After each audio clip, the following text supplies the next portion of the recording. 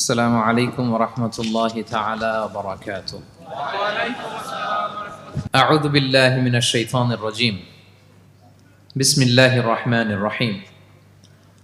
رسلا مبشرين ومنذرين لئلا يكون للناس على الله حجة بعد الرسل وكان الله عزيزا حكيما. صدق الله العظيم.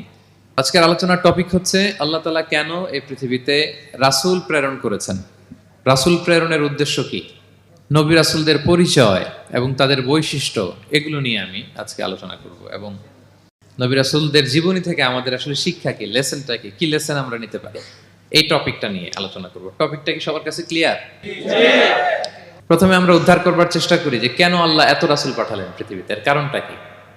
এর উত্তরটা আল্লাহ তাআলা খুব চমৎকারভাবে সূরা নিসার 165 নম্বর আয়াতে আলোকপাত করেছেন, যে আয়াতটা দিয়ে আমি আলোচনা শুরু করেছি। আল্লাহ তাআলা বলছেন, রুসুলান মুবাশশিরিন ওয়া মুনজিরিন লিআল্লা ইয়াকুনা লিন-নাসি আলাল্লাহি হুজ্জাতুন বা'দা আর-রুসুল ওয়া কানা আল্লাহু আজিজান হাকীমা।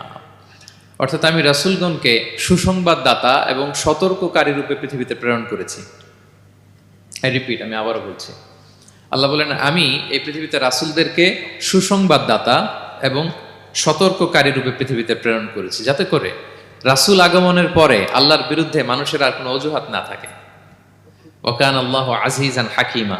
আর আল্লাহ তাআলা তিনি হচ্ছেন পরাক্রমশালী এবং মহাপ্রজ্ঞাময়। তাহলে উদ্দেশ্য আল্লাহ তাআলা ক্লিয়ার করলেন, কেন তিনি রাসূল পাঠালেন, যাতে মানুষের অজুহাত না থাকে। আল্লাহ তাআলা যদি রাসূল পৃথিবীতে বাণীবাহক হিসেবে প্রেরণ না করতেন, মানুষরা বলতো আল্লাহ আখিরাত বলে যে একটা কথা আছে, এটা তো আমি বুঝি নাই। আল্লাহ মৃত্যুর পরে যে আবার জীবিত হইতে হবে, এটা তো আমি শুনি নাই। আল্লাহ এই পৃথিবীতে আমি কি কি করেছি তার পাই টু পাই তোমার সুপ্রিম কোর্টের কাঠগড়ায় দাঁড়িয়ে যে বিচারের সম্মুখীন হতে হবে, কেউ তো আমার কোনোদিন বলে নাই। এজন্য আল্লাহ বলেন আমি পৃথিবীতে রাসূল পাঠিয়েছি, যাতে করে মানুষের কোনো এক্সকিউজ না থাকে। আচ্ছা বলেন তো, এখন কি কেউ আল্লাহরে বলতে পারবে আল্লাহ বিচার যে হবে এটা তো আমি জানি না? বলতে পারবে?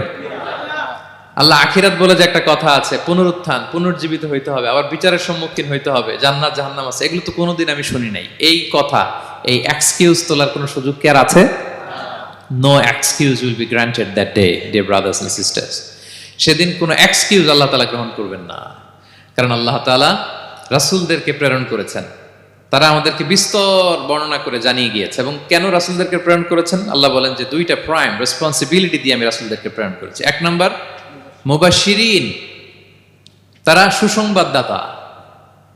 তারা আমাদেরকে জানিয়েছে এই পৃথিবীতে যদি আমরা ভালো কাজ করি, এক আল্লাহর ইবাদত করি, কারো হক নষ্ট না করি, তাহলে আমরা জান্নাতে যেতে পারবো। জান্নাতের সুসংবাদ তারা দেন। They are the bearer of glad tidings, they are the bearer of paradise. তারা জান্নাতের সুসংবাদদাতা।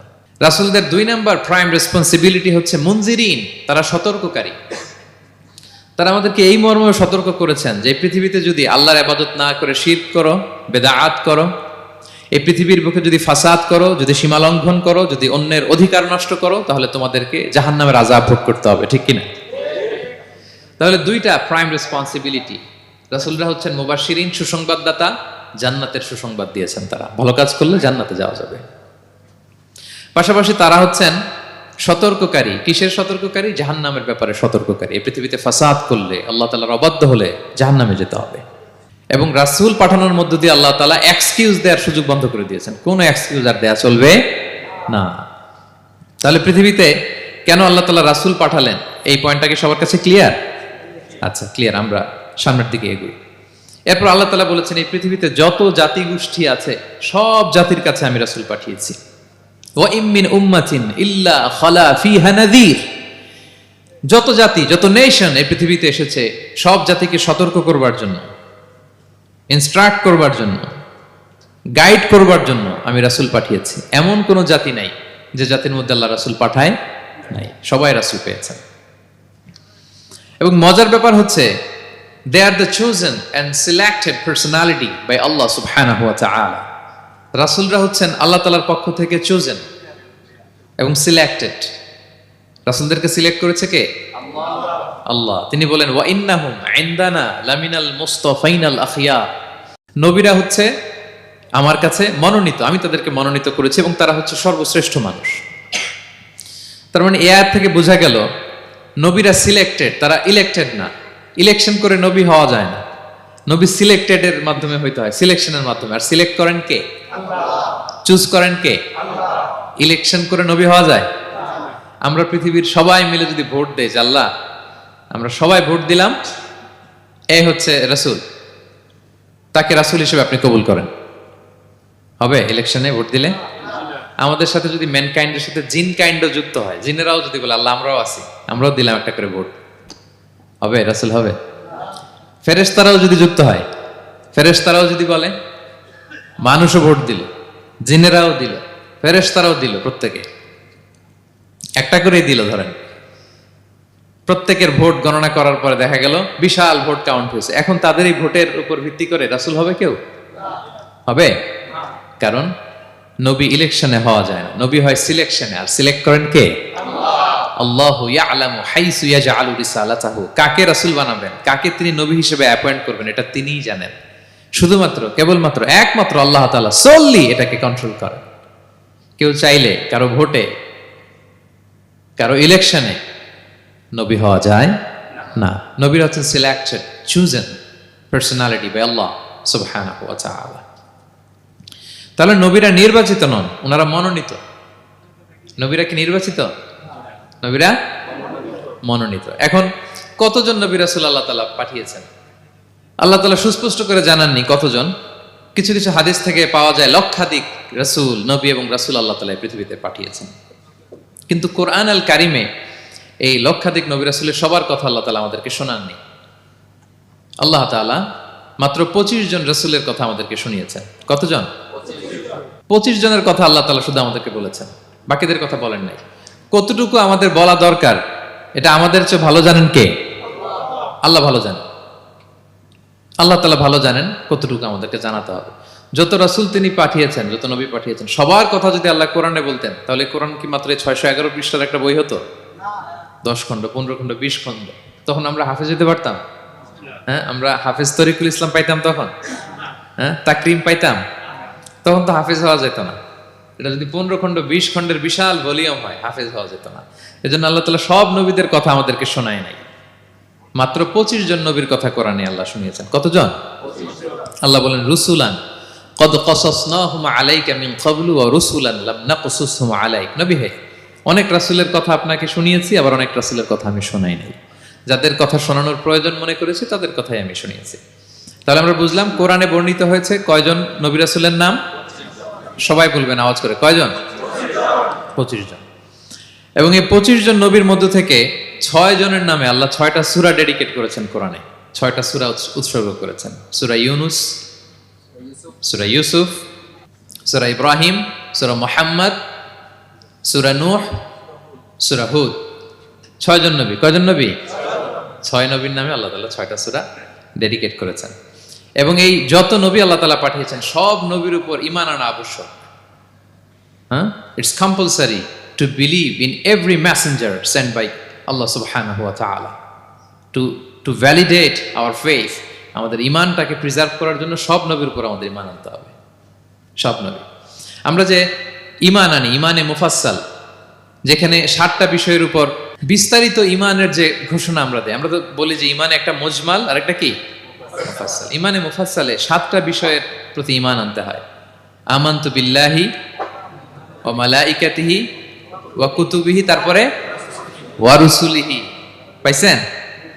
ওয়াল ইয়াউমিল আখিরি ওয়া বিল কদরি খাইরিহি ওয়া শাররিহি মিনাল্লাহি তাআলা ওয়াল বা'সি বা'দাল মাউত। এই 7টা বিষয়ের উপর বিস্তর ঈমান আমাদেরকে আনতে হয়। এই 7টার মধ্যে রাসূলদের ব্যাপার আছে না নাই? রাসূলদের উপর ঈমান আনতে হবে। যদি না আনি তাহলে আরকানুল ঈমান পূর্ণ হলো না, আমার ঈমান পরিপূর্ণ হবে না। তাহলে রাসূলদের উপর পূর্ণাঙ্গ ঈমান আনা এটা আবশ্যক। এবং এই সকল নবী এবং রাসূলদের একটাই ধর্ম ছিল। ধর্মটার নাম কি? সবাই বলুন, কি নাম? সবার একটাই ধর্ম।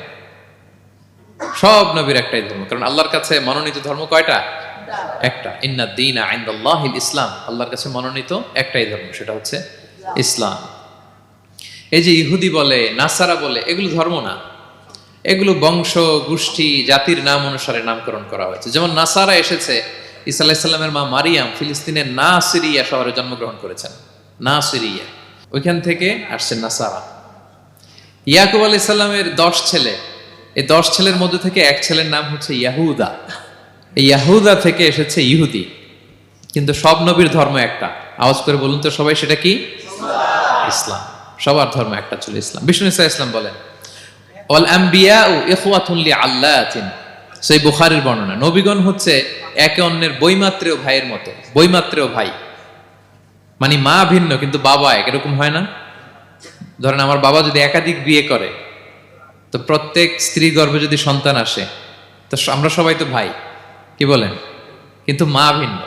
মা কি? তবে বাবা এক। নবীদের দৃষ্টান্তটা এরকম, আল আম্বিয়া ও ইখওয়াতুন লিআল্লাত। নবীরা হচ্ছেন বৈমাত্রেয় ভাইয়ের মতো, তাদের মা ভিন্ন কিন্তু বাবা এক। বিষ্ণু ইসলাম বলেন, উম্মাহাতুহুম শাত্তা ওয়া দীনুহুম ওয়াহিদ। তাদের শরীয়ত, তাদের বিধিবিধান এটা ভিন্ন ভিন্ন, কিন্তু তাদের দিন কি? এক, সেটা হচ্ছে ইসলাম। সকল নবীর ধর্মের নাম হচ্ছে ইসলাম। যেমন ইব্রাহিম আলাইহিস সালামের ব্যাপারে আল্লাহ তাআলা বলেন, মা কানা ইব্রাহিমু ইয়াহুদিয়ান ওয়ালা নাসরানিয়ান ওয়ালাকিন কানা হানিফাম মুসলিমা ওয়া মা কানা মিনাল মুশরিকিন। নবী ইব্রাহিম আলাইহিস সালাম উনি ইহুদিও ছিলেন না, নাসারাও ছিলেন না, উনি একনিষ্ঠ মুসলিম ছিলেন। কি ছিলেন? আল্লাহ নবী ইউসুফ আলাইহিস সালাম উনি সবসময় আল্লাহর কাছে দোয়া করতেন, আল্লাহ তাওয়াফানি মুসলিমান ওয়াল হিকনি বিসসালিহিন। আল্লাহ তুমি আমাকে মুসলিম হিসেবে মৃত্যু দিও আর সৎকর্মশীলদের সাথে অন্তর্ভুক্ত করে নিও। তো উনি মুসলিম না হলে এই দোয়া করতেন, আল্লাহ মুসলিম হিসেবে মৃত্যু দিও। সুলাইমান আলাইহিস সালাম রানী বিলকিসের কাছে একটা চিঠি লিখেছেন। এই চিঠি আবার পাঠিয়েছেন হুদহুদ পাখিকে দিয়ে। হুদহুদ পাখি ঠোঁটে করে এটা কামড় দিয়ে নিয়ে বিলকিসের রাজপ্রাসাদের ভেন্টিলেশনের ভিতর দিয়ে ঢুকে বিলকিস লাঞ্চ করে বিশ্রাম নিতেছিল, এর বুকের উপরে চিঠিটা রেখে ফুরুত করে উড়াল দিছে হুদহুদ। খুলে দেখে অদ্ভুত এক চিঠি, ইন্নাহু মিন সুলাইমান ওয়া ইন্নাহু বিসমিল্লাহির রহমানির রহিম। তো বিলকিসকে উদ্দেশ্য করে সাল্লাল্লাহু আলাইহি ওয়াসাল্লাম বলেছিলেন, আল্লাহ তাআলু আলাইয়া ওয়াতুনি মুসলিমিন। বিলকিস অবাধ্য হয়েও না, বাড়াবাড়ি করো না, মুসলিম হয়ে আমার কাছে ফিরে আসো। কোন নবী বলছেন? তো উনি যদি মুসলিম না হতেন, উনি মুসলিম হওয়ার আহ্বান করতেন? প্রিয় ভাইরা, তাহলে সব নবীর ধর্ম একটা, সেটা কি? ইসলাম। সব নবী একই ধর্মের অনুসারী ছিলেন। এ পর্যায়ে আমরা কমন প্রফিটিক ফিচার্স, 10টা কমন ফিচার আছে যেটা সব নবীদের ক্ষেত্রে প্রযোজ্য। সব নবীদের ক্ষেত্রে এই ফিচারগুলো পাওয়া যায়। এই 10টা কমন ফিচার নিয়ে আলোচনা করবো ইনশাআল্লাহ। এই 10টা কমন ফিচারের 1 নম্বর হচ্ছে আল ওয়াহি। সকল নবীকে আল্লাহ তাআলা ওহী পাঠিয়েছেন, রেভেলেশন, প্রত্যাদেশ। ওহী মানে সিক্রেট মেসেজ, যেটা নবী শোনে আর আল্লাহ জানে, দুনিয়ার মানুষ এটা শোনে না। নবীরা বললে কেবল শোনে। সুবহানাল্লাহ বলেন। সব নবীকে আল্লাহ এই ওহীটা পাঠিয়েছেন। জিবরাইল আলাইহিস সালাম মারফত ওহী পাঠিয়েছেন, অথবা সরাসরি কিতাব পাঠিয়েছেন, কিংবা সহিফা পাঠিয়েছেন। আল্লাহ তাআলা ইরশাদ করছেন, ইন্না আওহাইনা ইলাইকা কামা আওহাইনা ইলা নূহি ওয়ান নাবিয়িনা মিন বাদি। নবী নূহ আলাইহিস সালামের পরে সব নবীদের কাছে আমি যেমনি ওহী পাঠিয়েছি, আপনার কাছেও আমি এভাবে ওহী পাঠিয়েছি। সব নবীদের কাছে আমি এভাবে ওহী পাঠিয়েছি। সূরা বাকারার শুরুতে মুত্তাকিদের সংজ্ঞা দিতে যে আল্লাহ তাআলা বলেন, ওয়াল্লাযীনা ইউমিনুনা বিমা উনজিলা ইলাইকা ওয়া মা উনজিলা মিন ক্বাবলিক ওয়া বিল আখিরাতি হুম ইউকিনুন। মানে নবী হে, মুত্তাকি তো তারা যারা আপনার উপর যে কিতাব নাজিল হয়েছে এটার উপরও ঈমান আনে, ওয়া মা উনজিলা মিন ক্বাবলিক, এর আগে যত কিতাব নাজিল হয়েছে তার উপরও ঈমান আনে। তা আমরা যদি শুধু কোরআনের উপর ঈমান আনি হবে? তার আগে যত কিতাব, আসমানি কিতাব নাজিল হয়েছে এগুলোর উপরও ঈমান আনার দরকার আছে না নাই? বলেন বলেন। তাওরাতের উপর ঈমান আনতে হবে, জাবুর, ইনজিল, সুহুফে ইব্রাহিম ও মূসা সবগুলোর উপর ঈমান আনতে হবে। তো এই ওহীগুলো আল্লাহ তাআলা নাজিল করেছেন। তাহলে 1 নাম্বার কমন ফিচার হচ্ছে আল্লাহ তাআলা ওহী পাঠিয়েছেন, সব নবীকে ওহী দিয়েছেন। 2 নাম্বার ফিচার হচ্ছে same language of the people. নবীকে আল্লাহ তাআলা যেই জাতিগোষ্ঠীর কাছে পাঠিয়েছেন তিনি ওই জাতির ভাষাতেই কথা বলেছেন। ধরেন মালয় এলাকাতে যদি আল্লাহ নবী পাঠান আর ওই নবী যদি আরবিতে কথা বলে, তা আমাদের মালয়েশিয়ান ভাইরা বুঝবে? আচ্ছা, আরব দেশে যদি আল্লাহ একজন নবী পাঠান, ওই নবী ধরেন যে ম্যান্ডারিনে কথা বলে, চাইনিজ ভাষায়, আরবরা বুঝবে? চায়নাতে ধরেন আল্লাহ তাআলা এক নবী পাঠালো, সে ওখানে যে হিন্দি ভাষায় কথা বলে, চাইনিজ লোকেরা বুঝবে না। তাহলে যেই জাতির কাছে আল্লাহ পাঠাইছেন ওই জাতির ভাষা দিয়ে আল্লাহ নবীকে পাঠাইছেন। সুবহানাল্লাহ। আল্লাহ তাআলা ইরশাদ করেন, ওয়ামা আরসালনা মির রাসূলিন ইল্লা বিলিসানি কওমিহি লিউবাইয়িনা লাহুম। আল্লাহ তাআলা যত রাসূল পৃথিবীতে প্রেরণ করেছেন, বিলিসানি কওমি, যে জাতির কাছে প্রেরণ করেছেন ওই জাতির ভাষায় প্রেরণ করেছেন, যাতে করে নবীর কথা এরা বুঝে। নবীরা এসেছেন বাণীবাহক হয়ে, এখন এই বাণী যদি বুঝতে না পারে তাহলে কাজ হবে? এজন্য প্রত্যেক নবীকে আল্লাহ তাআলা যে জাতির কাছে পাঠিয়েছেন ওই জাতির ভাষায় পাঠিয়েছেন। 3 নম্বর হচ্ছে সকল নবীকে আল্লাহ তাআলা very good standard of character দিয়েছেন। চারিত্রিক দৃষ্টিকোণ থেকে অতুলনীয় ছিল এক একজন নবী। পা থেকে মাথা পর্যন্ত কালো দাগ ফেলার মতো কিছু ছিল না। আল্লাহু আকবার। মাসুম ছিলেন। আহলুস সুন্নাহ ওয়াল জামাআর আকীদা হচ্ছে প্রত্যেক নবী ছিলেন মাসুম, কোনো গুনাহ করেন নাই, নিষ্পাপ প্রতিটা নবী। সর্বোত্তম চরিত্র দিয়ে আল্লাহ তাআলা, অনুপম চরিত্র দিয়ে আল্লাহ তাআলা তাদেরকে পাঠিয়েছেন। আল্লাহ তাআলা বলেন, ওয়া ইন্নাকা লাআলা খুলুকিন আযীম, and verily you are on a very good standard of character. নবী হে, আপনি চমৎকার একটা ক্যারেক্টারের উপর প্রতিষ্ঠিত। আপনার আচরণের মতো, ক্যারেক্টারের মতো আচরণ অতুলনীয়, পৃথিবীতে দ্বিতীয়টা খুঁজে পাওয়া যায় না, ঠিক কিনা? কারণ নবীরা যদি মডেল হন, তাদের আচরণ যদি ভালো না হয়, তাহলে মানুষ কি তাদেরকে গ্রহণ করবে? মানুষ তো তাদের কাছ থেকে শিখবে, জানবে। তো জন্য তাদের আচরণ চমৎকার হওয়ার দরকার আছে না নাই? চমৎকার আচরণ, চমৎকার চারিত্রিক মাধুর্য দিয়ে আল্লাহ তাআলা পৃথিবীতে এক একজন নবীকে প্রেরণ করেছেন। সব নবীরা ভেরি গুড স্ট্যান্ডার্ড অফ ক্যারেক্টারের অধিকারী ছিল। 4 নম্বর হচ্ছে প্রত্যেক নবীকে আল্লাহ তাআলা মিরাকেল দিয়েছেন, মানে মুজিজা, as a proof of their prophethood. তাদের নবুয়তির প্রমাণ হিসেবে আল্লাহ তাআলা তাদেরকে মিরাকেল দিয়েছেন, মুজিজা। যেমন সালেহ আলাইহিস সালামকে আল্লাহ তাআলা মুজিজা দিয়েছিলেন। তার জাতির কাছে যখন তিনি দাওয়াত দিলেন, তারা বলল, সালেহ তুমি যে নবী এটা আমরা বুঝবো কি করে? এক শর্তে আমরা তোমার উপর ঈমান আনতে পারি। সাল্লাল্লাহু আলাইহি সাল্লাম বললেন, কি শর্ত? বলতেছে, এই যে পাহাড় দেখো, এই পাহাড়ের ভেতর থেকে যদি একটা উট বের করো, 10 মাসের গর্ভবতী একটা উটটা বেরোবে, বেরোয় বাচ্চা দিবে, সাথে সাথে আমরা উটের দুধ দহন করে খাবো, এরপর আমরা ঈমান আনবো। চিন্তা করছেন কত শর্ত? পাহাড়ের ভেতর থেকে কি বের করে দেখাইতে হবে? উট। উনি আল্লাহর কাছে দোয়া করলেন, আল্লাহ বললেন কবুল, তবে কথা না শুনলে কিন্তু খবর আছে। বলছে ঈমান আনবে, ঈমান না আনলে কিন্তু খবর আছে। উনি দোয়া করলেন, আল্লাহ কবুল করলেন। পাহাড় বিদীর্ণ হয়ে একটা বিশাল আকৃতির উট বের হয়ে আসলো, 10 মাসের গর্ভবতী উট। মুহূর্তে এটা ডেলিভারি করলো একটা উটের বাচ্চা, এবং দুধ দিতে আরম্ভ করলো, ওলান ভর্তি দুধ। সবাই পেট ভরে দুধ খেলো। খাওয়ার পরে কয়, তুমি জাদুকর। খাওয়ার পরে সাল্লাল্লাহু আলাইহি সাল্লাম কি বলে? ইউ আর এ ম্যাজিশিয়ান, তুমি জাদুকর, তুমি তো বড় ভেলকিবাজ সালেহ, তুমি পাহাড়ের ভিতরে ভেলকি ঢুকাই দিছো।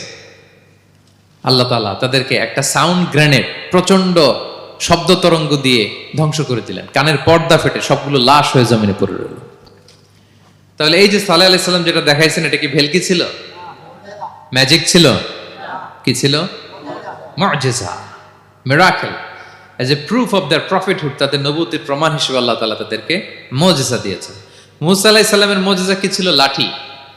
ফাআলকাহা ফাইযা হিয়া হাইয়াতুন তাসআ। ওই লাঠি রেখে দিলে মুভিং স্ন্যাক হয়ে যেত, নড়তেছে সাপ, ছবল মারবে এরকম। সুবহানাল্লাহ, এটা কি ম্যাজিক ছিল? কি ছিল? মুজিজা। ঈসা আলাইহিস সালামকে আল্লাহ তাআলা মাইন্ড ব্লোয়িং মুজিজা দিয়েছেন। অন্ধ ব্যক্তির চোখে হাত বুলিয়ে দিলেই দৃষ্টিশক্তি ফিরে পেত। ধবল রোগী, কুষ্ঠ রোগীর গায়ে টাচ করে দিলে স্কিন পরিষ্কার হয়ে যেত। মৃত ব্যক্তিকে দাঁড়াতে বললে মুহূর্তে দাঁড়িয়ে যেত। কুম বিইযনিল্লাহ, আল্লাহর আদেশে দাঁড়াও বললে লাশ জীবিত হয়ে দাঁড়িয়ে যেত। ভেলকিবাজি ছিল এটা? কি ছিল? বিষ্ণু ঈসা ইসলাম দাওয়াত দিচ্ছেন কুরাইশদেরকে, ওরা মানে না। বিষ্ণু নবী পাগল পড়া, বললেন, আচ্ছা বলো কুরাইশের লোকেরা কি বললে বিশ্বাস করবে যে আমি সত্য নবী? কি বললে বিশ্বাস করবে? তারা বলল, মুহাম্মদ ওই যে আকাশের চাঁদ, এটার 2 ভাগ করে দেখাইতে বললে বিশ্বাস করবো তুমি সত্য নবী। কি আবদার দেখছেন? হ্যাঁ, নবীদেরকে পেয়ে মামুর বাড়ির আবদার নিয়ে আসছিল এক এক জাতিগোষ্ঠী। বলে, মুহাম্মদ আকাশের জল জলে চাঁদটাকে যদি তুমি 2 ভাগ করে দেখাতে পারো তবেই বুঝবে তুমি নবী। বিষ্ণু ইসলাম আল্লাহর কাছে দোয়া করলেন, আল্লাহ বললেন, ঠিক আছে। ইখতারাবাতিস সাআতু ওয়ানশাক্কাল কমার ওয়া ইয়ারাউ আয়াতান ইয়ারিদু ওয়া ইয়াকুলু সিহরুম মুস্তামির। বিষ্ণু নবী সাব্বাবা, এই আঙ্গুলের নাম কি? ইবহাম, সাব্বাবা, ওয়ুসতা, বিনসার, খিনসার। হ্যাঁ, আমরা ইংরেজি নাম ঠিকই জানি, আরবিটা জানি না। ইবহাম, সাব্বাবা, ওয়ুসতা, বিনসার, খিনসার। বিষ্ণু সাব্বাবা আঙ্গুলি উঠালেন, এটা শাহাদাত আঙ্গুলি বলে অনেকে, আসলে সাব্বাবা আরবিতে। তো বিশ্বনবী এভাবে আল্লাহর নাম নিয়ে চাঁদের দিকে ইঙ্গিত করলেন, মুহূর্তে আকাশের জ্যোৎস্না বিলানো চাঁদটা 2 ভাগ হয়ে গেল। কুরাইশরা দেখে তো অবাক। বিষ্ণু বললেন, এবার কথা অনুযায়ী ঈমান আনো। বলে, Muhammad, you are a magician. Muhammad, তুমি বড্ড বড় জাদুকর, তুমি চাঁদের মধ্যে জাদু লাগাই ফেলছো। নাউযুবিল্লাহি মিন যালিক। তাহলে আল্লাহ তাআলা age a proof of their prophethood, তাদের নবুয়তের প্রমাণ হিসেবে প্রত্যেক নবীকে কি দিয়েছেন? মুআজিজা দিয়েছেন, সব নবীকে দিয়েছেন। 5 নাম্বার, সকল নবীর দাওয়াতি মিশন এক ছিল, একই মিশন নিয়ে নবীরা পৃথিবীতে এসেছেন। সেটা কি? তাওহীদ, রিসালাত, আখিরাত। আমার সাথে সাথে বলেন, তাওহীদ, রিসালাত, আখিরাত। তাওহীদ, রিসালাত, আখিরাত। এই তিনটা বুনিয়াদী শিক্ষা দিতে নবীরা এসেছে। তাওহীদ মানে ওয়াননেস অফ গড, আল্লাহ যে এক, সব নবী প্রচার করেছেন। রিসালাত মানে তারা যে বার্তাবাহক হিসেবে এসেছেন, তাদের কথা মানতে হবে, এটার দাওয়াত দিয়েছেন। আখিরাত মানে হচ্ছে মৃত্যুর পরেও যে একটা জীবন আছে, সেই জীবনের ব্যাপারে প্রত্যেক রাসূলরা কি করেছেন? দাওয়াত দিয়েছেন। এবং কোন নবীর কথার সাথে আরেক নবীর কথার গরমিল পাওয়া যায় না, অমিল হয়নি। আচ্ছা বলেন তো, কখনো কি হয়েছে কোন এক নবী এসে বলছে যে মৃত্যুর পরে একটা জীবন আছে, আরেক নবী এসে বলছে না, মনে হয় নাও থাকতে পারে? বলছে? এক নবী এসে বলছে আমাদের স্রষ্টা আল্লাহ তাআলা তিনি একজন, আরেকজন বলছে না, একজন না, 2-3 জন হইতে পারে। এক নবী এসে বলছে ভালো করলে জান্নাত, খারাপ করলে জাহান্নাম, আরেক নবী এসে বলছে না, জান্নাত জাহান্নাম বলতে কিছু নাই। হয়েছে? হয়েছে? কোন নবীর কথার সাথে কোন নবীর কথার কোনো বৈপরীত্য নাই, কারণ প্রত্যেক নবীরা মন গড়া কিছু বলতেন না। ওমা ইয়ান্তিকু আনিল হাওয়া ইন হুয়া ইল্লা ওয়াহয়ুন ইউহা। নবীরা কথা বলতেন একটা হেডকোয়ার্টার থেকে তথ্য পেয়ে। ওই হেডকোয়ার্টারটা কার? আল্লাহ। ওই হেডকোয়ার্টার থেকে যে ইনফরমেশন আসতো সেটার আলোকে নবীরা কথা বলতেন, বানিয়ে কিছু বলতেন না। সব নবীরা দাওয়াত দিয়েছেন, ইয়া কওমি ইবুদুল্লাহ মা লাকুম মিন ইলাহিন গায়রু। হে আমার জাতির লোকেরা, এক আল্লাহর ইবাদত করো, আল্লাহ ছাড়া অন্য কারো ইবাদত করো না। সব নবীরা বলেছেন ইন্নী লাকুম রাসূলুন আমিন, নিশ্চয় আমি তোমাদের কাছে বিশ্বস্ত রাসূল হিসেবে প্রেরিত হয়েছি। সব নবীরা বলেছেন ইয়াউমা লা তামলিকু নাফসুন লিনাফসিন শাইআ ওয়াল আমরু ইয়াউমা ইযিল লিল্লাহ। এমন এক দিনের মুখোমুখি হতে হবে, কেউ কারো উপকার করতে পারবে না। নেতা কর্মীর উপকারে আসবে না, কর্মী নেতার উপকারে আসবে না, পীর সাহেব মুরিদের উপকারে আসবে না, মুরিদ পীর সাহেবের উপকারে আসবে না, হাজবেন্ড ওয়াইফের কিছু করতে পারবে না, ওয়াইফ হাজবেন্ডকে কিছু করে দিতে পারবে না। দিনটা বড্ড ভয়ঙ্কর। সব নবীর এই 3টা দাওয়াত দিয়েছেন, তাওহীদ, রিসালাত, আখিরাত। তার মানে সব নবীর দাওয়াতি মিশন এক, এক অভিন্ন দাওয়াতি মিশন নিয়ে তারা পৃথিবীতে এসেছেন। 6 নাম্বার, এই পৃথিবীতে যত রাসূল এসেছে, নবী এসেছে, তারা প্রত্যেকে মানুষ ছিলেন। কি ছিলেন? নাকি জিন ছিল? ফেরেশতা? প্রেরিত সব নবীরা কি ছিল? মানুষ ছিল। মক্কার কুরাইশরা বলতো মা লিহাযা রাসূলি ইয়াকুলু আত-তাআমা ওয়া ইয়ামশি ফিল আসওয়াক। ব্যাপার কি, মুহাম্মদ আবার কেমনে রাসূল হয়? আমরাও বাজারে যাই, উনিও যায়, আমরাও বিয়ে করি, উনিও বিয়ে করে, আমাদেরকে মারলে কাটলে লাল রক্ত, ওনার রক্ত বের হয়। তো তারা চাচ্ছিল, তারা বলতেছিল যে মানুষ না দিয়ে আল্লাহ যদি ফেরেশতা পাঠাইতো নবী হিসেবে, তাইলে না ভালো হইতো। তালবাহান, এটার কি বলে? ফেরেশতা পাঠালে কি বলতো জানেন? ফেরেশতা পাঠালে বলতো ফেরেশতাদের তো ক্ষুধা লাগে না, এরা বুঝবে কি আমাদের কষ্ট? ফেরেশতাদের তো জৈবিক চাহিদা নাই, এরা কেমনে বুঝবে? ফেরেশতাদের তো খারাপ কাজ করার প্রবণতা, টেন্ডেন্সি নাই। আমাদের যে কষ্ট, দুঃখ, ফিলিংস, এটা তো ফেরেশতারা বুঝে না, ফেরেশতারা কেমনে আমাদের নবী হয়? এটা বলতো, ঠিক কি না? তালবাহানা বলে কেমন রাসূল, আমরা যা করি তাই করে। আল্লাহ বলেন সব নবীকে আমি মানুষ হিসেবে প্রেরণ করেছি। বিষ্ণু ইসলাম বলেন ইন্নামা আনা বাশারুম মিসলুকুম, নিশ্চয় আমি তোমাদের মতোই মানুষ। তোমাদের মতোই কি মানুষ। তো পার্থক্য হচ্ছে ইউহা ইলাইয়া, আমার কাছে ওহী আসে, প্রত্যাদেশ আছে আল্লাহ তাআলার পক্ষ থেকে। তাহলে 6 নম্বর যেই কমন ফিচার আমরা জানলাম, আল্লাহর পাঠানো সবগুলো নবী এবং রাসূল তারা কি ছিলেন? সবাই বলুন, তারা কি ছিলেন? মানুষ ছিলেন। 7 নম্বর কমন ফিচার হচ্ছে আল্লাহর পাঠানো সব নবী এবং রাসূলরা ওনারা পুরুষ ছিলেন। কি ছিলেন? কোন নবী কি নারী ছিল বলেন তো? হ্যাঁ, নারী নবী আছে? নাই। নবী হওয়ার জন্য ম্যাসকুলিনিটি শর্ত, পুরুষ হওয়া শর্ত। কারণ নবীকে অনেক বড় বড় জিনিসের নেতৃত্ব দিতে হবে, মাঝে মাঝে মিলিটারি তৈরি করতে হবে, লিডারশিপ লাগবে, যুদ্ধ পরিচালনা করতে হবে। নারীদের পক্ষে এটা সম্ভব? কঠিন। আমাদের বোনদের অনেক ধরনের দুর্বলতা আছে, তাদের মাসে কিছুদিন তারা আল্লাহর আদেশে অসুস্থ থাকে, ঠিক কিনা? পিরিয়ড তাদের চলে, ওই সময় সালাত পড়তে পারে না, অনেক প্রতিবন্ধকতা তাদের আছে। বাচ্চা যদি ধারণ করে পেটে 9 মাস, ওনারা অসুস্থ, শেষের মাসগুলোতে তো কঠিন জটিল অবস্থা। বাচ্চা ডেলিভারির পরেও 40 দিন ব্লিডিং আছে না নাই? তাহলে অনেক ধরনের জটিলতা আল্লাহ তাআলা ওনাদের দিয়েছেন। এজন্য আল্লাহ তাআলা নবুয়তের গুরু দায়িত্ব, এটার জন্য আল্লাহ তাআলা পুরুষদেরকে সিলেক্ট করেছেন। আলহামদুলিল্লাহ বলেন।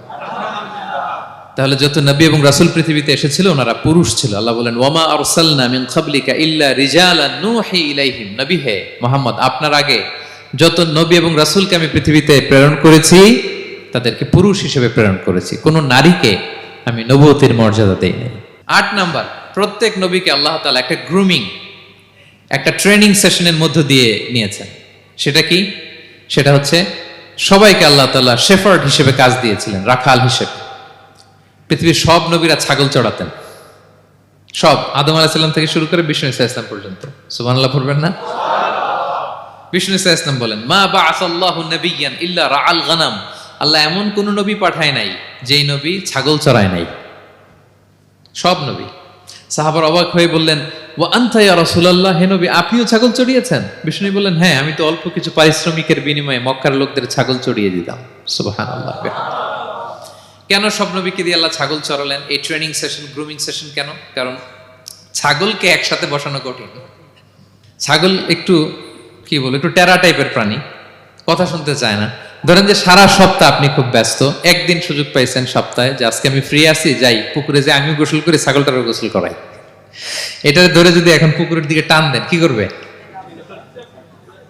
পা দুইটা এমন শক্ত করে মাটিতে ধরে রাখবে, আপনি যত টানবেন ওর ঘাড়ের চামড়া ছিঁড়ে যাচ্ছে, তারপরেও আসে না।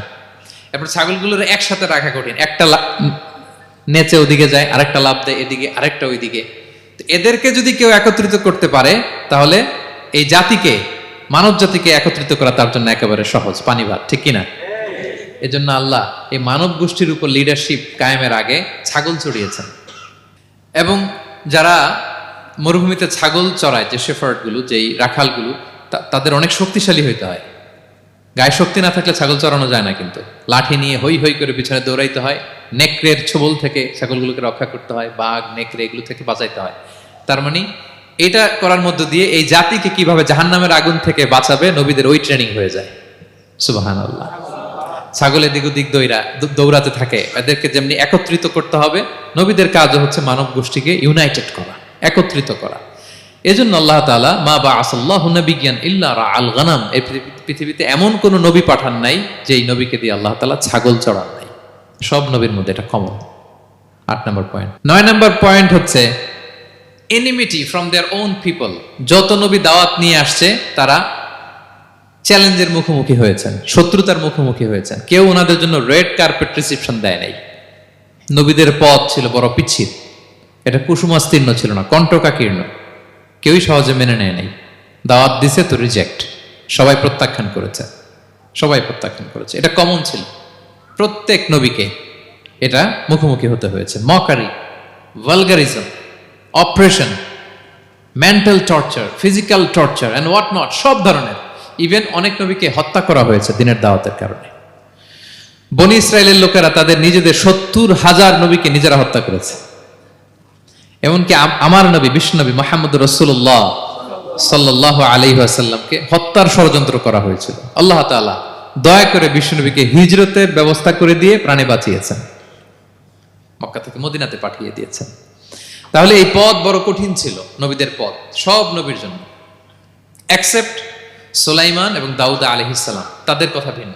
এছাড়া সব নবীরা এই সংগ্রাম, এই বিরোধিতা, এই শত্রুতা, এই জেলাসি, এগুলোর মুখোমুখি হয়েছে পৃথিবীর সকল নবীরা, সকল নবীরা। বিষ্ণু ইসা ইসলাম ঘুমাতে পারে নাই একটা রাত শান্তিতে। বিষ্ণুর বায়োগ্রাফি যদি আপনি পড়েন, জীবনে যদি পড়ে দেখেন, প্রত্যেকটা নবীর জীবনে এই কষ্টকর মুহূর্তগুলো ছিল। শত্রুতা সব নবীকে পোহাতে হয়েছে। বিষ্ণু ইসা ইসলামের কাছে যখন প্রথম নাজিল হলো ইকরা বিসমি রাব্বিকাল্লাযী খালাক, সূরা আলাকের প্রথম কয়টা আয়াত? 5 আয়াত নিয়ে কোরআনের ভারে নতুন রেভুলেশন পেয়ে বিষ্ণুনবী কাঁপতে আরম্ভ করলেন। কাঁপতে কাঁপতে জ্বর এসে গেল বিষ্ণুনবীর গায়ে, নিচে নেমে আসলেন। খাদিজা রাদিয়াল্লাহু তাআলা আনহাকে বললেন, জাম্মিলুনি জাম্মিলুনি, আমাকে কম্বল চাপা দাও, আমার খুব শীত লাগছে, আমার জ্বর এসে গিয়েছে। কাঁপতে লাগলেন বিষ্ণু ইসলাম। খাদিজা রাদিয়াল্লাহু তাআলা আনহার এক চাচাতো ভাই ওয়ারাকা ইবনে নাওফল ছিল ইনজিল কিতাবের পণ্ডিত খাদিজা রাদিয়াল্লাহু তাআলা আনহা বিষ্ণুকে নিয়ে চাচাতো ভাইয়ের কাছে গেলেন, যে বলেন, ভাই ওরাকা দেখেন তো মোহাম্মদ কি বলে, সে কি দেখছে, কি নিয়ে আসছে, কাঁপতেছে আর বলতেছে আমি মরে যাব, আমাকে কম্বল চাপা দাও। ওরাকা বললেন, মোহাম্মদ কে এসেছিল বলতো? বিষ্ণু জিবরাইল ইসলামের বর্ণনা দিলেন। কি বলেছে বলতো? 5 আয়াতের বর্ণনা বিষ্ণু ইসলাম দিলেন। তখন বিষ্ণু ইসলামের কথা শুনে ওরাকা বলল, তোমার কাছে যে এসেছে ওহুয়ান নামুস, মানে জিবরিল, সে সব নবীদের কাছে এসেছে। মোহাম্মদ তুমি নবী হবা, তুমি কি হবা? তুমি নবী হবা, আখিরি নবী হবা তুমি। যে তোমার কাছে এসেছে সে সব নবীদের কাছে ওহী নিয়ে এসেছিল।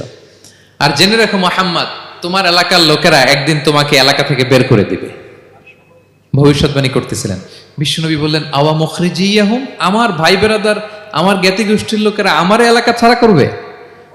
ওরাকা বললেন, হ্যাঁ। লাম ইয়াতি রাজুলুন কত্তু বিমিসলি মা জিতা বিহি ইল্লা উদিয়া, তোমার মতো এরকম রিসালাতের দায়িত্ব নিয়ে যারাই কোনো জাতির কাছে এসেছে তাদের সাথে এরকম শত্রুতা করা হয়েছে। বিষ্ণু ইসলাম সেদিনের কথা শুনে, ওরাকার কথা শুনে অবাক হয়েছিলেন। তাহলে সব নবীদের ক্ষেত্রে 9 নম্বর কমন বৈশিষ্ট্য হচ্ছে তাদেরকে বাধার সম্মুখীন হতে হয়েছে। এখনো যারা নবীদের পথে চলবে বা চলে তাদের জীবনে বাধা বিপত্তি আছে না নাই? হ্যাঁ, তারা জেনে বুঝেই এই পথে এসেছে, তারা হিসাব মিলিয়েই এই পথে নেমেছে। এজন্য বাধা বিপত্তি চ্যালেঞ্জ কোন মুমিনকে তার রাস্তা থেকে সরাতে পারে না, ঠিক কিনা বলেন? এক চুলো নড়াতে পারে না। এটা নবীদের পথ, এটা নবীওয়ালা কাজ। এখানে জুলুম থাকবে, এখানে বাধা বিপত্তি থাকবে, এখানে চ্যালেঞ্জ থাকবে। এই পথটা সোজা, সিরাতুল মুস্তাকিম। যদি শেষ মাথায় যাওয়া যায়, ডাইরেক্ট জান্নাতুল ফিরদাউস। আলহামদুলিল্লাহ। তাহলে সব নবীরা বাধার সম্মুখীন হয়েছে। 9টা কমন ফিচার গেল। 10 নম্বর, দ্য লাস্ট কমন ফিচার, পৃথিবীর সব নবীরা ইন্তেকাল করেছেন, আর কোন নবী আসবে না। আসবে? পৃথিবীর সব নবীরা মারা গিয়েছেন, কিন্তু আলামুল বারজাখে, বারজাখের জগতে নবীরা জীবিত। আই রিপিট, আমি আবারও বলি, প্রত্যেক নবী তার কবরে জীবিত। আলামুল বারজাখে। আমরা এই দুনিয়াতে আসার আগে যেই জগতে ছিলাম, ওই জগৎটার নাম হচ্ছে আলামুল আরওয়াহ, মানে রুহের জগৎ। সেখান থেকে আমরা এই জগতে এসেছি, এটার নাম আলামুদ দুনিয়া, দুনিয়ার জগৎ। আবার মৃত্যুর পরে যে নতুন এক্সটেশনে আমরা যাব, সেটার নাম হচ্ছে আলামে বারজাখ, বারজাখের জগৎ। নবীরা ওই বারজাখের জগতে জীবিত। বিষ্ণু ইসলাম সুনানে আবু দাউদের হাদিসে বলেন যে, ইন্নাল্লাহ হাররামা আলাল আরদি আন তাকুলা আজসাদাল আম্বিয়া, আল্লাহ তাআলা এই জমিনকে, নবীদের দেহকে কনজিউম করাকে হারাম করে দিয়েছেন। মানে জমিনের জন্য নবীদের লাশকে পচিয়ে ফেলা, খেয়ে ফেলা হারাম। যত নবী যেখানে ইন্তেকাল করেছেন, তাদের পবিত্র দেহ মোবারক এখনো আগের মতো একেবারে, যখন মৃত্যুবরণ করেছিলেন তখন লাশটা যেমন তাজা ছিল, এখনো প্রত্যেকে তার কবরে এরকম তাজা লাশ নিয়ে শুয়ে আছে। প্রত্যেক নবী কবরে জীবিত। বিষ্ণু ইসলাম ওনার কবরে জীবিত। তবে এটা বারজাকি জগতে। এই দুনিয়া তিনি যেভাবে জীবিত ছিলেন ওইভাবে না, বারজাকি জগতে জীবিত। আমরা যখন প্যারা নবীর উপর সালাম পৌঁছাই, দুরুদ পড়ি, প্রত্যেক ফেরেশতা, একটা ফেরেশতা আছে এই দুরুদগুলোকে নিয়ে বিষ্ণুনবীর কাছে পৌঁছায়। আপনার বাবার নাম, আপনার নাম বলে ফেরেশতা বলে যে অমুকের ছেলে অমুক আপনাকে সালাম দিয়েছে। বিষ্ণুনবী কবর থেকে নিজে ওই সালামের উত্তর বলে, কারণ বিষ্ণু ইসলাম বারজাকের জগতে তিনি জীবিত। হায়াতুন নবী, বারজাকের জগতে তিনি জীবিত। আরেক হাদিসে বিষ্ণু ইসলাম বলেন, আল আম্বিয়া ও আহিয়াউন ফি কুবুরিহিম ইউসাল্লুন, নবীরা তাদের কবরে জীবিত, সেখানে তারা সালাত আদায় করে। নবীরা তাদের কবরে কি করে? সালাত আদায় করে। তাহলে এই 10টা হচ্ছে কমন ফিচার্স এবং প্রফিটস। সব নবীদের মধ্যে এই বিষয়গুলো পাওয়া যায়। সর্বশেষ পয়েন্ট হচ্ছে lessons from the life of the profits. এত নবী রাসূল যে আল্লাহ তাআলা আমাদের হেদায়েতের জন্য পাঠালেন, তাদের জীবনী থেকে আমাদের জন্য শিক্ষা কি, লেসন কি, এটা জানার দরকার আছে না নাই? বলেন, কি লেসন আমরা নিব? অনেক লেসন আছে। আমি সংক্ষিপ্ত পরিসরে 2-1টা বলি। আমি আমার মিজানুর রহমান আজহারি ভেরিফাইড ইউটিউব চ্যানেলে প্রফেট সিরিজ নামে একটা সিরিজ করেছি, 25 পর্বের। কোরআনে কয়জন নবীর নাম উল্লেখ হয়েছে? 25। আর আমার চ্যানেলে কয় পর্ব? তার মানে 25 জন নবীর ব্যাপারে আমি ওয়েল ডকুমেন্টেড ম্যানারে একাডেমিকলি আলোচনা করেছি। আপনারা শুনবেন, আপনাদের জন্যই করেছি, শুনবেন আপনারা। এবছর 21শে বইমেলায় আপনারা শুনেছেন আমার একটা বই প্রকাশিত হয়েছে। বইয়ের নাম হচ্ছে জেগে ওঠো আবার। এটা আমি নিজে লিখেছি। আরেকটা বই 6 খণ্ডের আমি সম্পাদনা করেছি, সেটা হচ্ছে ছোটদের নবী রাসূল। বইটার নাম কি? ছোটদের নবী রাসূল। সত্যায়ন প্রকাশন থেকে 6 পর্বের খুব চমৎকার গ্রাফিক্যাল ইউজার ইন্টারফেস দিয়ে আপনার সোনামণিরা, বাচ্চারা তারা জেনে যাবে যে তাদের আসল আইকন কারা, তাদের আসল সুপার হিরো কারা, তাদের অনুসরণীয় অনুকরণীয় ব্যক্তিত্ব হবে কারা। এই বইটা লিখতে, সম্পাদনা করতে আমাদের অনেক চ্যালেঞ্জ আমরা ফেস করেছি, কারণ এটা আপনাদের জন্য লিখি নাই, লিখছি কাদের জন্য? বাচ্চাদের জন্য। সো আমি বাচ্চাদেরকে গল্প শোনাচ্ছি এরকম একটা ভাব নিয়ে লিখেছি। আমি বারবার ভেবেছি যে আমার ছোট্ট মেয়েটাকে যদি আমি শোনাই, ওকে বুঝাইলে ও কিভাবে বললে বুঝবে। গল্পের মতো করে খুব রস দিয়ে, আনন্দ দিয়ে প্রতিটা বাক্য এভাবে সাজানো হয়েছে। 6 খণ্ডের ছোটদের নবী রাসূল সিরিজ, যদি সুযোগ হয় আপনারা সংগ্রহ করবেন। বড়দের নিয়েও আমরা নবী রাসূলদের উপর আমাদের সামনে কাজ আসবে, আমরা জানাবো। তো আজকের এই কায়েত ফাউন্ডেশন বাংলাদেশের এই প্রোগ্রামে সর্বশেষ যে পয়েন্টটা আপনাদের সামনে আমি উপস্থাপন করতে চাই, সেটা হচ্ছে lessons from the life of the profits. নবী রাসূলদের জীবনী থেকে আমাদের জন্য কি শিক্ষা। 25 জন নবীকে কভার করা সম্ভব হবে না। আমি সেখান থেকে মাত্র 7 জন নবীর জীবনী থেকে 7টা শিক্ষা 7 মিনিটে বলে আমরা শেষ করে দেব ইনশাআল্লাহ বিইذنিল্লাহ। প্রথমে আমরা শুনবো সাইয়েদনা আদম আলাইহিস সালামের জীবনী থেকে শিক্ষা। পৃথিবীর প্রথম নবী কে ছিল বলেন তো? আদম আলাইহিস সালাম। আমরা যেমনি আমাদের শৈশব ছিল, কৈশোর ছিল, যৌবন, তারপর বার্ধক্যের দিকে যাচ্ছি, ওনার কি এরকম ছিল? আদম আলাইহিস সালামের শৈশব ছিল না? ছিল? কৈশোর ছিল? কনফিউশনে পড়ে গেছে। ছিল? ছিল না। মজার ব্যাপার হচ্ছে ওনার শৈশব কৈশোর ছিল না, ওনাকে আল্লাহ সৃষ্টি করতে যুবক করে সৃষ্টি করছে। সুবহানাল্লাহ। তো আসতে কেন? সৃষ্টি করতেই যুবক, 60 হাত লম্বা। কয় হাত? 60 হাত লম্বা করে তৈরি করছেন আদম আলাইহিস সালামকে।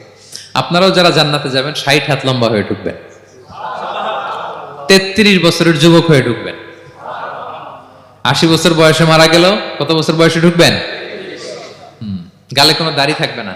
এই দুনিয়ায় দাড়ি রেখে নেন, ওখানে দাড়ি ছাড়া উঠবেন একেবারে। কোনো জুরদা মুর্দা ও আবনা ও সালাসা ওয়া সালাসিন, 33 বছরের তাগড়া ইয়াং সুপারস্টার হয়ে জান্নাতে ঢুকবো আমরা। তো আদম আলাইহিস সালামকে আল্লাহ প্রথম নবী করে পৃথিবীতে পাঠালেন। ওনাকে জান্নাতে সব খাইতে বললেন যে সব খাও, একটা গাছের কাছে যেও না। কিন্তু শয়তান সে তার মিশন নিয়ে আসে। সে আদম আলাইহিস সালামকে ভুলভাল বোঝালো, আদম আর হাওয়াকে, যে একটা কাজ করো, আল্লাহ তাআলা তোমাকে না করছে কেন জানো? আল্লাহ তো চায় না তুমি জান্নাতে থাকো, আল্লাহ চায় তোমাদেরকে দুনিয়াতে পাঠাই দিবে। তো তুমি যদি ওই গাছের ফল খেয়ে ফেলো, আল্লাহ আর দুনিয়াতে পাঠাইতে পারবে না। কিন্তু আল্লাহ চায় তোমাদেরকে কই পাঠাবে? কিন্তু যদি গাছের ফল খেয়ে ফেলো আর পাঠাইতে পারবে না। এজন্য আল্লাহ নিষেধ করছে গাছের ফল খায় না। চিন্তা করছেন? উল্টা, পুরো উল্টোটা বুঝাইছে। তো ভুল করে সাইয়েদনা আদম আলাইহিস সালাম হাওয়া আলাইহিস সালাম খেয়ে ফেলছেন এই ফল। খাওয়ার পরেই আল্লাহ তাআলা পাঠাই দিলেন পৃথিবীতে, যাও জমিনে যাও, এই জান্নাতে আর থাকা যাচ্ছে না। কাঁদতে আরম্ভ করলেন আদম আর হাওয়া আলাইহিস সালাম। কাঁদতে কাঁদতে অনুতপ্ত হয়ে আল্লাহর কাছে দোয়া করলেন। তো পুরো আদম আলাইহিস সালামের জিন্দেগির সবচেয়ে বড় শিক্ষা হচ্ছে রিপেন্টেন্স, অনুতপ্ত হওয়া। কি হওয়া? অনুতপ্ত হওয়া। আমরা ভুল করব, কুল্লুকুম খাত্তাউন, আমরা সবাই পাপী। সবাই কি? পাপী। কে পাপ করি না? আমরা সবাই পাপী। কিন্তু মনে রাখবেন, আমাদের পাপ যত বড় হোক, আল্লাহর রহমতের দরিয়া তার চাইতেও বড়, অনেক বড়। তিনি দয়াময়, তিনি মেহেরবান, তার দয়ার শেষ নাই, তার মায়ার শেষ নাই। তার রহমতের দরিয়া যে কত বড় আপনি কল্পনাও করতে পারবেন না। শয়তান আর আমাদের মধ্যে পার্থক্য হচ্ছে, শয়তান পাপ করে পাপে অটল থাকে, কিন্তু বিশ্বাসীরা পাপ করার সাথে সাথেই ক্ষমা চায় কার কাছে? এটা হচ্ছে আদম আলাইহিস সালামের জীবনী থেকে আমাদের জন্য সবচেয়ে বড় লেসন। সাইয়েদনা আদম আলাইহিস সালাম উনি ভুল করে যখন বুঝতে পারলেন, অনুতপ্ত হলেন, চোখের পানি ছাড়লেন। 2 ফোঁটা পানি আল্লাহর কাছে সবচাইতে প্রিয়। এক হচ্ছে জেহাদের ময়দানে মুজাহিদের গা বেয়ে ঝরে পড়া রক্তের ফোঁটা, 2 হচ্ছে অনুতপ্ত বান্দার চোখের পানির ফোঁটা। অনুতপ্ত বান্দা নিজের ভুল স্বীকার করে মাথাটা নিচু করে চোখের পানি ছেড়ে দিয়ে যখন আল্লাহর কাছে কাঁদে, তার চোখের পানি চোখ বেয়ে নাকের ডগা বেয়ে জমিনে ড্রপ করার আগেই আল্লাহ তার সব গুনাহ মাফ করে দেয়। সাইয়েদনা আদম আলাইহিস সালাম কাঁদতে আরম্ভ করলেন। কাঁদতে কাঁদতে অনুতপ্ত হয়ে দোয়া করলেন, রব্বানা যালামনা আনফুসানা ওয়া ইল্লাম তাগফির লানা ওয়া তারহামনা লানাকুনান্না মিনাল খাসিরিন। রব্বানা, হে আমাদের রব, যালামনা আনফুসানা, আমরা আমাদের নফসের উপর জুলুম করেছি, ভুল করেছি, অন্যায় করেছি, অপরাধ করেছি। ওয়া ইল্লাম তাগফির লানা, আল্লাহ তুমি যদি ক্ষমা না করো, তুমি যদি মাফ না করো, লানাকুনান্না মিনাল খাসিরিন, আল্লাহ আমরা ধ্বংস হয়ে যাব, আমরা ক্ষতিগ্রস্ত হয়ে যাব, আমরা লুজার হয়ে যাব। এই বাক্যগুলো বলে বলে যখন আল্লাহ তাআলার কাছে দোয়া করলেন, আল্লাহর রহম হলো। আল্লাহ দয়া করে সাইয়েদনা আদম আর হাওয়া আলাইহিস সালামকে ক্ষমা করে দিলেন। ক্ষমা করে আবার জান্নাতের এন্ট্রির ঘোষণা দিলেন যে আবার দুনিয়ার জীবন শেষ করে আসো, যেখান থেকে আসছিল আবার ওখানে ঢুকতে পারবে। তাহলে আদম আলাইহিস সালামের জীবন থেকে আমরা যে লেসনটা পাই সেটা কি ভাই? বলেন বলেন। অনুতপ্ত হওয়া, রিপেন্টেন্স। আমরাও যদি জীবনে ভুল করি কি করবেন? ভুলের উপর অটল থাকবেন? অনড় থাকবেন? একগুঁয়ে ধরে বসে থাকবেন? সীমা লঙ্ঘন করবেন? আমরা ক্ষমা চাইব। কার কাছে ক্ষমা চাইব? ক্ষমা দেওয়ার জন্য তিনি বসে থাকেন। শেষ রাতে আল্লাহ প্রথম আসমানে চলে আসেন। প্রথম আসমানে এসে ডাকতে থাকেন, আলা মিন মুস্তাগফিরিন আগফির আলা, কে ক্ষমা চাবা? কে পাপ করেছে, জুলুম করেছে, বলো, আমি ক্ষমা দেওয়ার জন্য আসছি। আলা মিন মুস্তারজিকিন আরযুক আলা, কার রিজিকের দরকার, কার চাকরি নাই, কার ব্যবসা মন্দা, আমার কাছে চাও, আমি আল্লাহ বাড়িয়ে দেব। কার কি লাগবে বল, আমি দেব। আল্লাহ তাআলা দেওয়ার জন্য আসছে, আমি নেয়ার জন্য উঠতে পারি না। আহা, আমরা যেন আল্লাহ তাআলার কাছে চাই বেশি বেশি, এবং ভুল করলে যেন আমরা অনুতপ্ত হই। ভুল করলে আমরা কি হব? সাইয়েদনা আদম আলাইহিস সালামের জীবন থেকে আমরা এটা শিখলাম। 2 নম্বরে সাইয়েদনা নূহ আলাইহিস সালামের লাইফ থেকে আমরা কি শিখি? ওনার লাইফ থেকে আমরা শিখি হচ্ছে কনসিস্টেন্সি, মানে লেগে থাকা। ভালো কাজের জন্য কি করা? লেগে থাকা। উনি 950 বছর দাওয়াত দিয়েছিলেন ওনার জাতিকে। কয় বছর বলেন তো? 950 বছরের দাওয়াতি কার্যক্রমের ফলে উনি ফলোয়ার জোটাইতে পারছেন কয়জন জানেন? 80 জন। কয়জন? এরাই আমাদের পূর্বপুরুষ। আমরা পৃথিবীর সবাই কিন্তু এদেরই নাতিপুতি। এই 80 জনকে নিয়ে উনি নৌকার উপর উঠছিলেন, কিস্তির উপর, আর বাকিটা তো মহাপ্লাবন দিয়ে আল্লাহ ধ্বংস করে দিয়েছেন।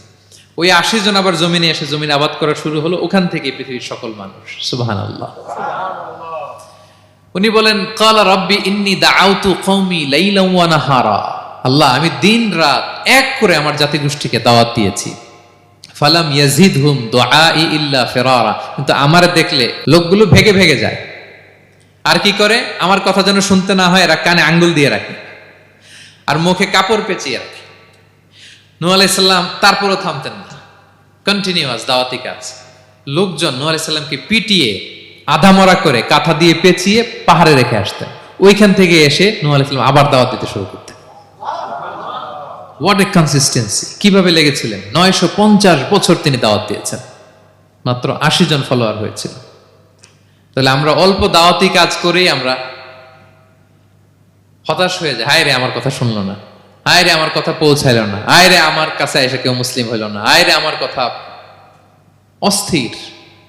আপনার কাজ হচ্ছে পৌঁছে দেওয়া, আপনার কাজ হচ্ছে কোরআনের কথা মানুষকে বলা। এটা দিয়ে কতটুকু কি হবে এটার ফয়সালা কার? তাহলে নূহ আলাইহিস সালামের জীবনী থেকে আমাদের শিক্ষা হচ্ছে কনসিস্টেন্সি। 950 বছর উনি লাগাতার দাওয়াত দিয়েছেন, থামে নাই, হতাশ হয় নাই, হাল ছাড়া নাই। নবীরা কখনো হাল ছাড়ে না।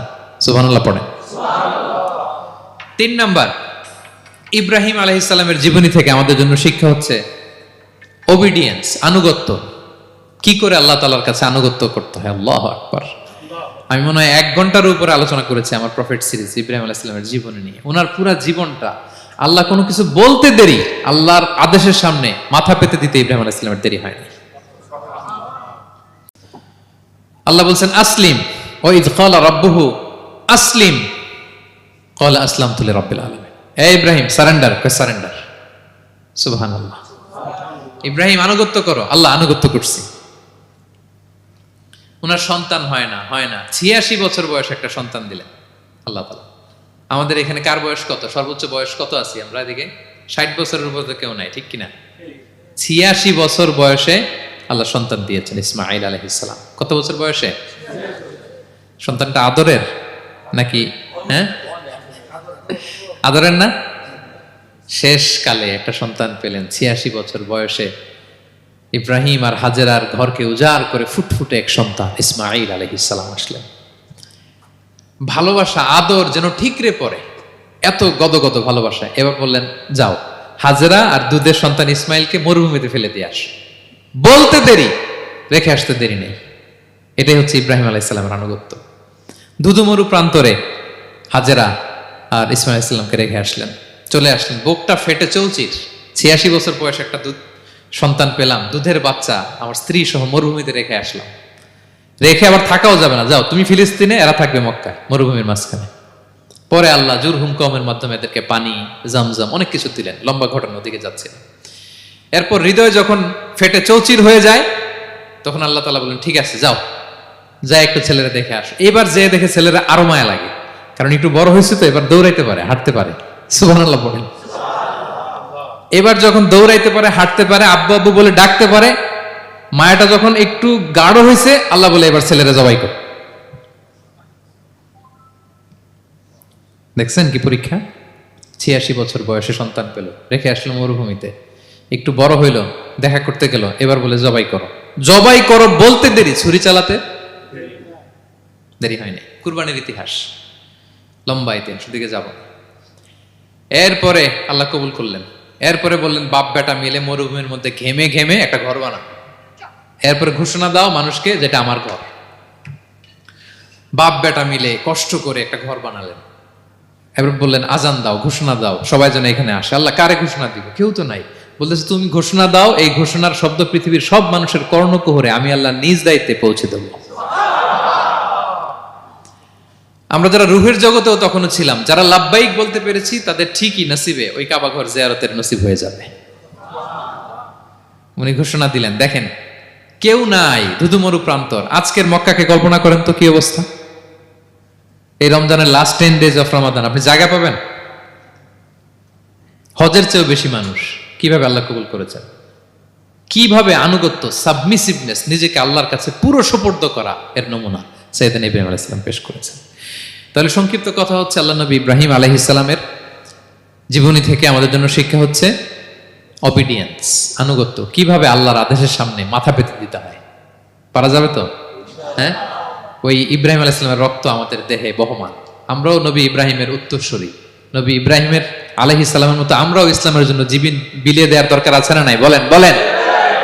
শক্ত পদে আমাদেরকেও এরকম স্যাক্রিফাইসের মেন্টালিটি অর্জন করতে হবে। অবিডিয়েন্স, আনুগত্যের শিক্ষা আমরা নবী ইব্রাহিম আলাইহিস সালামের কাছ থেকে পাই। 4 নম্বর, ইয়াকুব আলাইহিস সালাম, ওনার জীবনী থেকে শিক্ষা হচ্ছে পেশেন্স, ধৈর্য। আমাদের অনেকের ধৈর্য নাই, আমরা অস্থির, অল্পতে ধৈর্য হারায় ফেলি। ধৈর্য এমন একটা গাছ, এই গাছের সারা গায়ে অনেক কাঁটা, কিন্তু এই গাছের ফল বড্ড মিষ্টি। ধৈর্য এমন একটা গাছ, গাছের সারা গায়ে কি, কিন্তু ফলটা। ইয়াকুব আলাইহিস সালামের কলিজার টুকরা ইউসুফ আলাইহিস সালামকে ভাইয়েরা মেরে আহত করে কুয়ায় ফেলে দিছে। কুয়া থেকে নিয়ে মিশরে বিক্রি করে দিস। এখন এতিম হয়ে আরেক জায়গায় থাকে, বাবার কলিজা ফেটে যায়, ছিঁড়ে যায়, কিন্তু কাউরে বিচার দেয় না, কাউরে কিছু বলে না। উনি বলে ইন্নামা আশকু বাসি ওয়া হুজনি ইলাল্লাহ, আমার দুঃখ কষ্ট মনের জ্বালার যন্ত্রণা আমি একজনের বলি, তিনি কে? আল্লাহ। ধৈর্য ধারণ করলেন। প্রাপ্তবয়স্ক অবস্থায় ওনার ছেলে বানিয়ামিন, তাকেও হারালেন। আবার বলে আমি কাউরে বিচার দিই না, একজনের বলি, তিনি কে? আল্লাহ। এই 2 ছেলের শোকে কাঁদতে কাঁদতে অন্ধ হয়ে গেলেন। আল্লাহু আকবার। সাইয়েদনা ইয়াকুব আলাইহিস সালাম একবারও ধৈর্য হারা হন নাই। তাহলে আল্লাহ নবী ইয়াকুব আলাইহিস সালামের জীবনী থেকে আমাদের জন্য শিক্ষা হচ্ছে পেশেন্স। বিপদে আমরা কি ধরবো? ধৈর্য ধারণ করব। 5 নম্বরে, ইউসুফ আলাইহিস সালামের জীবনী থেকে আমাদের শিক্ষা হচ্ছে he is the archetype of good character, উন্নত চরিত্রের মডেল। আমার যুবক ভাইয়েরা, গায়েত ফাউন্ডেশন বাংলাদেশের আজকের ইফতার প্রোগ্রামে যুবক যারা এসছো, তোমাদের জন্য শিক্ষা আর্কিটাইপ অফ গুড ক্যারেক্টার, চরিত্র কিভাবে হেফাজত করতে হয়, এর মডেল, প্রেরণার বাতিঘর, তাগড়া যুবক, পৃথিবীর সবচাইতে সুন্দর পুরুষ ইউসুফ আলাইহিস সালাম। তাকে দেখে ওই সময়ের আরেক বিশ্ব সুন্দরী জুলাইখা প্রেমে মাতোয়ারা, গোপন কক্ষে নিয়ে প্রেম নিবেদন করেছে, বলেছে ইউসুফ কাক পক্ষে টের পাবে না। আল্লাহ নবী ইউসুফ আলাইহিস সালাম এটাকে প্রত্যাখ্যান করলেন। জোরাজুরি করলো, প্রত্যাখ্যান করলেন। মারধর করা হলো, প্রত্যাখ্যান করলেন। সবশেষে আলটিমেটাম দিল, যদি আমার কথা মতো না চলো জেলখানায় ভরবো। উনি বললেন ক্বালা রাব্বি সিজনু আহাব্বু ইলাইয়া মিম্মা ইয়াদউনানি ইলাই, আল্লাহ এই পাপের কাজের চেয়ে জেলখানায় আমার জন্য ভালো। বিনা অপরাধে বিনা দোষে 1 যুগ মিথ্যা অপবাদে কারাবন্দী ছিলেন সাইয়েদনা ইউসুফ আলাইহিস সালাম। তারপরেও চরিত্রের ব্যাপারে 1 বিন্দু কম্প্রোমাইজ করেন। যুবক ভাইরা, চরিত্র বড় দামি সম্পদ। সম্পদ গেলে সম্পদ আসে, স্বাস্থ্য গেলে স্বাস্থ্য আসে, একবার চরিত্র নষ্ট হলে ওই চরিত্র আর ফিরে পাওয়া যায় না। সাইয়েদনা ইউসুফ আলাইহিস সালামের জীবনী থেকে আমাদের শিক্ষা হচ্ছে চরিত্রকে কিভাবে প্রিজার্ভ করতে হয়। এটা 6 নম্বরে সাইয়েদনা ঈসা আলাইহিস সালামের জীবনী থেকে আমাদের জন্য শিক্ষা হচ্ছে স্লেভারি, দাসত্ব। কারণ আমরা সবাই গোলাম একজনের, বলেন তো কার গোলাম? আল্লাহর গোলাম। কিন্তু ওনার সব উম্মতেরা মানে খ্রিস্টানরা তাকে বলে সান অফ গড, উনি নাকি আল্লাহর সন্তান। নাউজুবিল্লাহ পড়েন। ওনার মা ম্যারি মানে মারিয়াম আলাইহিস সালাম নাকি আল্লাহর স্ত্রী। নাউযুবিল্লাহ। কিন্তু উনি জন্মের পরেই দুধের শিশু মায়ের কোলে বসে একটা ছোট্ট ভাষণ দিয়েছিলেন, বলেছিলেন ইন্নী আব্দুল্লাহ আতানিয়াল কিতাবা ওয়া জাআলানি নাবিয়্যা। আল্লাহ আমাকে আল্লাহর গোলাম বানিয়ে পাঠিয়েছেন। দেখেন কি নবী, প্রথমে এসে বলেন আমি কিন্তু রাসূল, একে তো দুধের শিশু, মুখের প্রথম কথা কি? ইন্নী আব্দুল্লাহ, আমি আল্লাহর গোলাম। যাতে করে পুরো খ্রিস্ট সমাজের বিরুদ্ধে দলিল হয়ে থাকে যে তোমাদের নবী পৃথিবীতে এসে তার মুখ নিঃসৃত প্রথম শব্দটাই ছিল আমি আল্লাহর দাস, আমি আল্লাহর গোলাম। এবং উনাকে ওনার মাকে আল্লাহ স্পেশাল ইন্টারোগেট করবেন কিয়ামতের দিন। ঈসা, মারিয়াম, তোমরা কি বলে আসছিলা যে তুমি আমার বউ আর তুমি আমার সন্তান? ওনারা কাচুমাচু করে থার করে কাঁপবে আল্লাহর সামনে, কারণ এটা শিরকের প্রশ্ন। তারা বলবে আল্লাহ আমরা যদি বলতাম আপনি তো জানতেন, আপনি যা শিখিয়েছেন আমরা তাই বলেছি। আল্লাহ জানেন যে উল্টাপাল্টা কিছু বলে নাই, তারপরেও কোটি কোটি মানুষের সামনে এত বিশাল জনগোষ্ঠী কেন এই নবীকে আল্লাহর সন্তান বললো? আল্লাহ তাআলা ঈসা আলাইহিস সালামকেও ছাড়বেন না, জিজ্ঞেস করবেন। তিনি বলবেন আল্লাহ আমি যে তোমার গোলাম এটার দাওয়াত দিয়েছি, আর আজীবন গোলামের মতোই ছিলাম। ঈসা আলাইহিস সালাম কৃষকের সাথে, মজুরের সাথে, কুলির সাথে, ধোপাতের সাথে বন্ধুত্ব করেছিলেন। সমাজের নিচু শ্রেণীর লোকেরা ছিল তার ফলোয়ার। আল্লাহু আকবার। তাহলে সাইয়েদনা ঈসা আলাইহিস সালামের জীবনী থেকে আমরা শিখলাম আমরা সবাই আল্লাহর গোলাম, আল্লাহর দাস। সর্বশেষ নবী, বিশ্ব নবী, পেয়ারা নবী মুহাম্মদুর রাসূলুল্লাহ সাল্লাল্লাহু আলাইহি সাল্লামের জীবনী থেকে কি শিক্ষা? এই শিক্ষা তো বলতে গেলে ঘন্টার পর ঘন্টা লাগবে। একটা শিক্ষা শুধু বলি, সেটা হচ্ছে মার্সি। ওমা আরসালনাকা ইল্লা রাহমাতাল লিল আলামিন। I have sent you as a mercy for the entire universe. নবী হে, আমি আপনাকে গোটা বিশ্বের সবার জন্য রহমত করে প্রেরণ করেছি। তিনি মানুষের জন্য রহমত, তিনি প্রাণীর জন্য রহমত, তিনি পাখির জন্য রহমত, তিনি স্ত্রীদের জন্য রহমত, তিনি উম্মতের জন্য রহমত, তিনি তার ফলোয়ার সাহাবীদের জন্য রহমত। ঠিক কিনা? তিনি কত রহমতের নবী ছিলেন? বিষ্ণু ইসলাম কতটা রহমতের নবী ছিলেন? ছোট্ট একটা উদাহরণ দিয়ে শেষ করি। বিষ্ণু ইসলাম বলেন লিকুল্লি নাবিয়িন দাওয়া মুস্তাজাবা। আল্লাহ প্রত্যেকটা নবীকে একটা করে দোয়ায়ে মুস্তাজাবা দিয়েছেন। মানে এমন দোয়া, এই দোয়া করতে দেরি কিন্তু দোয়া কবুল হতে দেরি হয়। সব নবীকে আল্লাহ বলছেন এই নবীরা তোমাদের প্রত্যেককে একটা করে দোয়া করার সুযোগ দিলাম এই দুনিয়াতে, এবং দোয়াটা করার সাথে সাথেই কবুল করে ফেলবো। বিষ্ণু নবী বলেন লিকুল্লি নাবিয়িন দাওয়া মুস্তাজাবা। সব নবীরা একটা করে দোয়া মুস্তাজাব পেয়েছেন, দাআউ বিহা। আর নবীরা ওই দোয়াটা দুনিয়াতেই করে ফেলছে। সব নবীর ওই স্পেশাল দোয়া যেটা করলেই কবুল, ওটা সব নবীরা কি করছে? দুনিয়াতেই করে ফেলেছে। কিন্তু বিষ্ণু নবী বলেন ওয়া ইন্নী আখতাবিউ দাওয়াতি শাফাআতান লি উম্মতি ইয়াউমাল কিয়ামা। আমি আমার সেই দোয়াটা এই দুনিয়ার বুকে অন্যান্য নবীদের মতো করি নাই। আমি আমার দোয়াটা আমার গুনাহগার উম্মতের জন্য কিয়ামতের কঠিন দিনে তারা যখন মুসিবতে পড়ে যাবে, ওই মুসিবত থেকে বাঁচার জন্য ওই দোয়াটা আমি আমার উম্মতের জন্য রেখে দিয়েছি। ওয়া ইন্নী আখতাবিউ দাওয়াতি শাফাআতান লি উম্মতি ইয়াউমাল কিয়ামা। সব নবীরা এই দোয়াটা করেছে, দুনিয়াতেই কবুল হয়ে গিয়েছে। কিন্তু বিষ্ণু বললেন আমি চাইলে এই দোয়াটা করতে পারতাম। তায়েফের ময়দানে বিষ্ণু ওই দোয়া করলে বিষ্ণুবীর গা দিয়ে রক্ত ঝরে না। কুরাইশদের সাথে বিষ্ণুবীর 3 বছর জেল খাটা লাগে না। মদিনাতে বিষ্ণুবী অনেক না খেয়েছিলেন, পেটে পাথর বেঁধেছিলেন, দোয়া করলে জান্নাত থেকে খাবারের বস্তা চলে আসতো, মুহূর্তেই কবুল। জীবনের কোন কঠিন পরিস্থিতিতে বিষ্ণুবী এই দোয়াটা করে নাই। বিষ্ণু বলেন আমি আমার এই দোয়াটা স্পেশালি আমার গুনাহগার উম্মতের জন্য রেখে দিয়েছি। কিয়ামতের কঠিন ময়দানে আমার গুনাহগার উম্মত যখন বিপদে পড়ে যাবে, তাদেরকে ওই বিপদ থেকে বাঁচানোর জন্য ওই দোয়াটা আমি প্রিজার্ভ করে দিয়েছি। বিষ্ণু ইসলাম আমার জন্য এই দোয়াটা রেখে দিয়েছেন। প্রিয় ভাইয়েরা, এই দোয়াটা আপনার জন্য রেখে দিয়েছেন। বিষ্ণুনবী দোয়াটা আমাদের জন্য রেখে দিয়েছেন। চাইলে এই দুনিয়াতে এই দোয়াটা করতে পারতেন, করেন নাই। সব নবীরা করে ফেলেছেন। এজন্য বিষ্ণুনবীকে বলা হয়েছে ওমা আরসালনাকা ইল্লা রাহমাতাল লিল আলামিন। নবী হে, I have sent you as a mercy for the entire universe. গোটা বিশ্বের জন্য আপনাকে আমি রহমত করে প্রেরণ করেছি। আপনি রহমতের নবী, আপনি দয়ার নবী, মায়ার নবী। বিষ্ণুনবীর জীবনী থেকে শিক্ষা হচ্ছে আমরাও যেন আমাদের অধীনস্থ যারা আছে তাদের প্রতি যেন রহমদিল হই, আমরা আমাদের প্রতিবেশীদের প্রতি যেন রহমদিল হই, আমরা আমাদের ফ্যামিলির সদস্যদের প্রতি যেন রহমদিল হই। এই মার্সি, এই দয়া মায়ার ছোঁয়া যেন বিষ্ণুনবীর উম্মত হিসেবে আমাদের হৃদয়েও থাকে। সবাই পড়ি আমিন। তাহলে সম্মানিত সুধী, নবীদের এই লাইফ লেসন থেকে আমরা যেগুলো শিখলাম এগুলো আমাদের জীবনে বাস্তবায়নের দরকার আছে না নাই? বলেন বলেন। বেশি বেশি নবীদের জীবন চর্চা করবেন তো? প্রফেট সিরিজের যে লেকচারগুলো আপনাদের জন্য রেখেছি আপনারা শুনবেন তো? সবাই ছেলে মেয়েদেরকে নবীদের জীবনী শেখাবেন তো? তারাই হচ্ছে আমাদের রিয়াল হিরো, তারাই হচ্ছে সুপার হিরো, দে আর আওয়ার আইকন। এবং আমাদের হেদায়েতের জন্য তাদেরকে আল্লাহ তাআলা আমাদের কাছে পাঠিয়েছেন নবী হিসেবে, রাসূল হিসেবে। নবীরা যেই পথে চলেছেন, যে দিক নির্দেশনা আমাদেরকে দিয়েছেন, আমরা যেন আমাদের জীবনকে ওই পথে ওই মতে পরিচালিত করতে পারি। আল্লাহ তাআলা আমাদের সবাইকে কথাগুলো বোঝা আর আমল করার তৌফিক দান করুন। হাযা মা ইনদি ওয়াল ইলমু ইনদাল্লাহ আলাইহি তাওয়াক্কালতু ওয়া ইলাইহি